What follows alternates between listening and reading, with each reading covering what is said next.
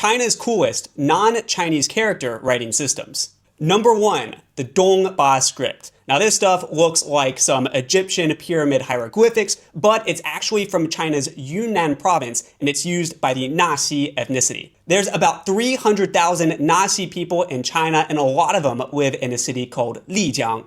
And I remember that when I was there, everywhere you'd go, you would see this Dongba script on a lot of the signs there, even at the Starbucks, even at the McDonald's. Dongba script is reported to have over 1,400 of these characters, and it's been around for over 1,000 years. Now, not all Nasi people can read and understand it, but quite a few of them can. Regardless, it is super rare to have a pictographic language like this that is still being used in modern society. Pretty sick. Number 2, E script. I really like this one because it looks like some language that you would see in a Star Wars movie. And just a couple days ago, I was in a place called Liangshan where they have a really big E ethnicity population, so you would see this E script everywhere you go.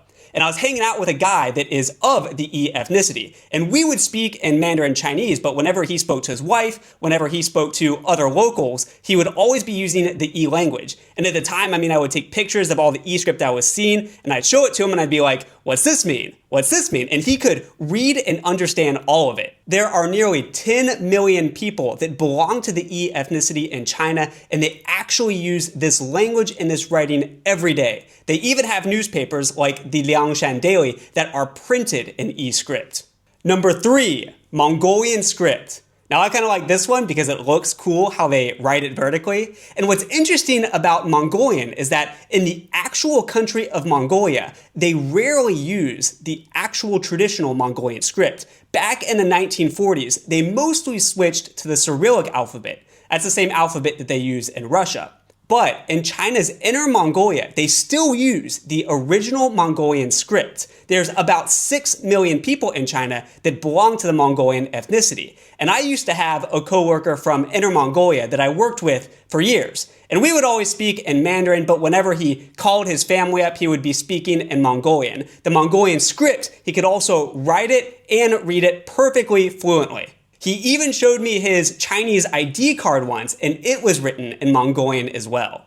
Number 4, Manchu script. So, as you might have noticed, Manchu script is derived from the Mongolian script, but with some modifications. You'll typically see more of these little dots and circles on Manchu script. Now, Manchu is cool because it was the official language of the rulers of the last Chinese dynasty, the Qing dynasty. Even if you go to places like the Imperial Palace in Beijing today, you'll still see a lot of Manchu on the signs at the temples there. Usually it's Chinese characters on the left and Manchu on the right. But today, although China has 10 million people that belong to the Manchu ethnicity, very few of them can actually read, write, or speak it. I've actually met quite a few Manchu people in Beijing, and none of them actually understood the language. China has programs in place to preserve the Manchu language now because it's actually considered critically endangered.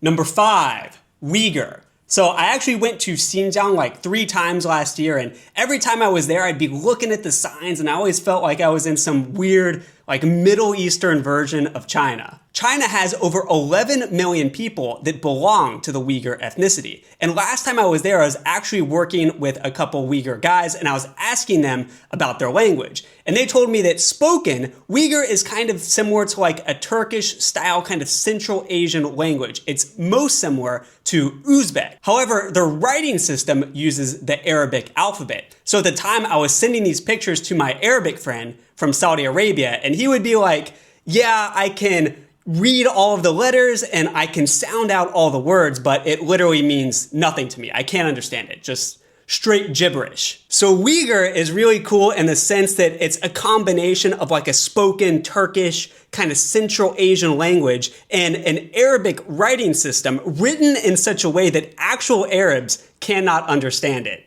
Pretty wild. So yeah, those are some of the scripts that I myself find pretty cool, but honestly, there are so many different ethnicities and languages within China that I'm really just giving you the tip of the iceberg here. I'll probably have to make a follow-up video in the future with some other languages. But anyways, if you like this video, found it interesting, don't forget to like and subscribe.